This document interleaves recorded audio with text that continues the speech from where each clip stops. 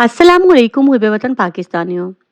कल तहरीक इंसाफ के information minister Rauf Hasan ने शेर अफजल मरवत पर जो है वो इल्ज़ामात की बौछार कर दी और आज इमरान खान का शेर अफजल मरवत के हवाले से अडयाला जेल में मीडिया से तफसीली बयान जो है वो मंजरे आम पर आ चुका है। इमरान खान ने कहा कि शेर अफजल मरवत फ्रंट फुट पर खेलता है, हाँ थोड़ा जज्बाती है। कराची से लाहौर जाना होता है तो वो कोयटा पहुंच जाता है।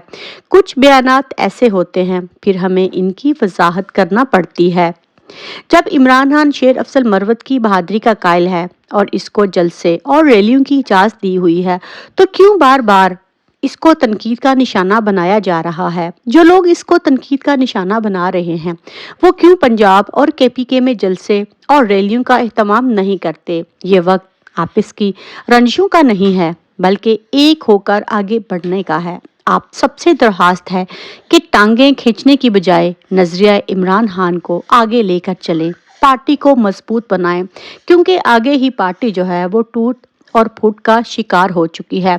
असल में मरवत हो या रऊफ हसन हो, दोनों ही पीटीआई का हिस्सा हैं। इमरान खान के मिशन से आप इन दोनों साहिबान से ये गुजारिश है कि अपने ज़ाती मसाइल को छोड़कर इस टाइम पर सिर्फ और सिर्फ 8 फरवरी पर तवज्जो दें। इमरान खान के लिए पार्टी उम्मीदवारों का जीतना जो है वो बहुत ही ज़्यादा ज़रूरी है। और दूसरी तरफ जिस तरह बल्ले के निशान के वापसी पर सुप्रीम कोर्ट ने लाइव कवरेज दिखाई थी और आपने खुद देखा कि किस तरह काजी का मकरू चेहरा पूरी अवाम के सामने आया, क्योंकि आगे जब वकील बाहर आता है और मीडिया को इंटरेक्शन के जरिए सब कुछ बताने की कोशिश करता है, तो आप सब कुछ जो है वो नहीं जान सकते और बहुत सी छोटी सी बातें और फेस एक्सप्रेशन जो होते हैं वो आपको नहीं पता होता कि वहाँ पर फिजिकली क्या हुआ था।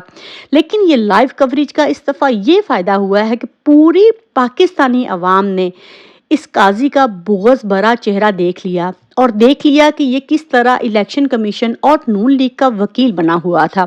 इसीलिए इमरान खान और शाद महमूद कुरैशी ने आज जेल में मीडिया से गुफ्तगू की और उन्होंने किया कि मैं इस बात का मुतालबा करता हूं कि साइफर केस का ट्रायल जो है उसको भी लाइव दिखाया जाए, ताकि मेरी आवाम इस केस के एक एक पहलू को देखे।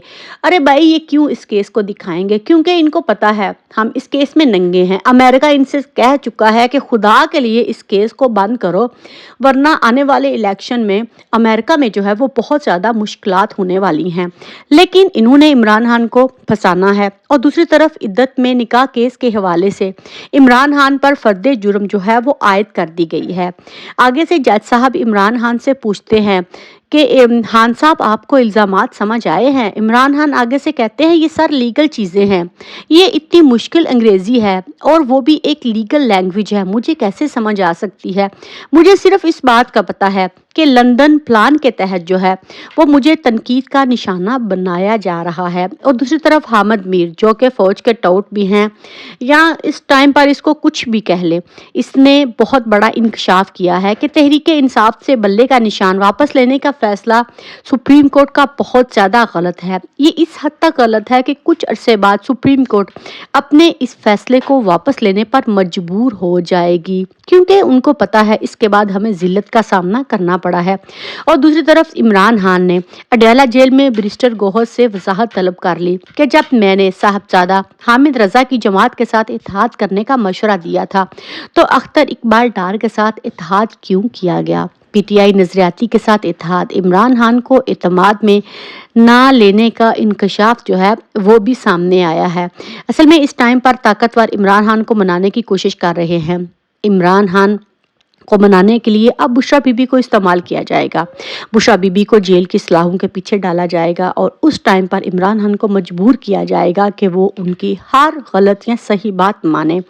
जाहिर है औरत जो होती है उसकी इज्जत, और वो भी पर्दादार औरत, तो फिर जाहिर है इमरान खान के लिए मुश्किलात तो बढ़ जाएंगी। वो अगर इमरान खान तक बात हो, वो तो डटा हुआ है, वो ना कभी बिकेगा और ना कभी भी पाकिस्तान के ऊपर आंच आने देगा। दूसरी तरफ से ये भी खबरें सामने आई है कि पीटीआई से शेरानी ग्रुप जो है उन्होंने अलहदगी का ऐलान कर दिया है।